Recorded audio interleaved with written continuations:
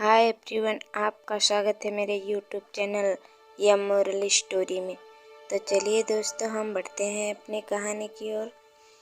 दोस्तों, बात उस समय की है जब स्वामी विवेकानंद अपने लोकप्रिय शिकागो धर्म सम्मेलन के भाषण के बाद भारत वापस आ गए थे। अब उनकी चर्चा विश्व के हर देश में हो रही थी। सब लोग उन्हें जानने लगे थे। स्वामी जी भारत वापस आकर अपने स्वभाव अनुरूप भ्रमण कर रहे थे। इस समय वे हिमालय और इसके आसपास के क्षेत्रों में थे। एक दिन वो घूमते घूमते एक नदी के किनारे आ गए। वहाँ उन्होंने देखा कि एक नाव है, पर वह किनारा छोड़ चुकी है। तब वे नाव के वापस आने का इंतजार में वहीं किनारे पर बैठ गए। एक साधु वहां से गुजर रहा था। साधु ने स्वामी जी को कहा, अकेला बैठा देखा तो वह स्वामी जी के पास गया और उनसे पूछा, तुम यहाँ क्यों बैठे हुए हो? स्वामी जी ने जवाब दिया, मैं यहाँ नाव का इंतजार कर रहा हूँ। साधु ने पूछा, तुम्हारा नाम क्या है? स्वामी जी ने कहा, मैं विवेकानंद हूँ। साधु ने स्वामी जी का मजाक उड़ाते हुए उनसे कहा, अच्छा, तो तुम वो विख्यात विवेकानंद हो जिनको लगता है कि विदेश में जाकर भाषण दे देने से तुम बहुत बड़े महात्मा साधु बन सकते हो। स्वामी जी ने साधु को कोई जवाब नहीं दिया। फिर साधु ने बहुत ही घमंड के साथ नदी के पानी के ऊपर चलकर अपनी शक्ति का प्रदर्शन किया।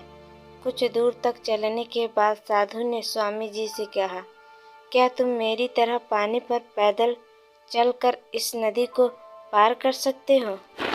स्वामी जी ने बहुत ही आदर और विनम्रता के साथ साधु से कहा, इस बात में कोई शक नहीं है कि आपके पास बहुत ही अद्भुत शक्ति है, लेकिन क्या आप मुझे यह बता सकते हो कि आपको यह असाधारण शक्ति प्राप्त करने में कितना समय लगा? बहुत ही अभिमान के साथ साधु ने जवाब दिया, यह बहुत ही कठिन कार्य था। मैंने 20 सालों की कठिन तपस्या और साधना के बाद यह महान शक्ति प्राप्त की है।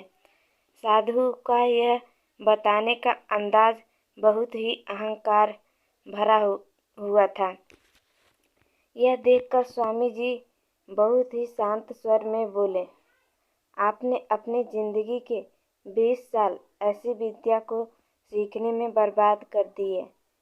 जो काम एक नाव 5 मिनट में कर सकती है, आप ये 20 साल निर्धन बेसहारा गरीबों की सेवा में लगा सकते थे, या अपने ज्ञान और शक्ति का प्रयोग देश और देशवासियों की प्रगति में लगा सकते थे, परंतु आपने अपने 20 साल सिर्फ 5 मिनट बचाने के लिए व्यर्थ कर दिए। ये कोई बुद्धिमानी नहीं है। साधु सिर झुकाए खड़े रह गया और स्वामी जी नाव में बैठकर नदी के दूसरे किनारे चले गए। कहानी से सीख। इस प्रकार इस कहानी ने हमें बताया कि ज्ञान और शक्ति का सही प्रयोग आवश्यक है। किसी शक्ति को प्राप्त कर के यदि हम उस पर घमंड करते हैं तो यह मूर्खता है। शक्ति का सही जगह पर सही इस्तेमाल करना ही वास्तविकता में बुद्धिमानी है।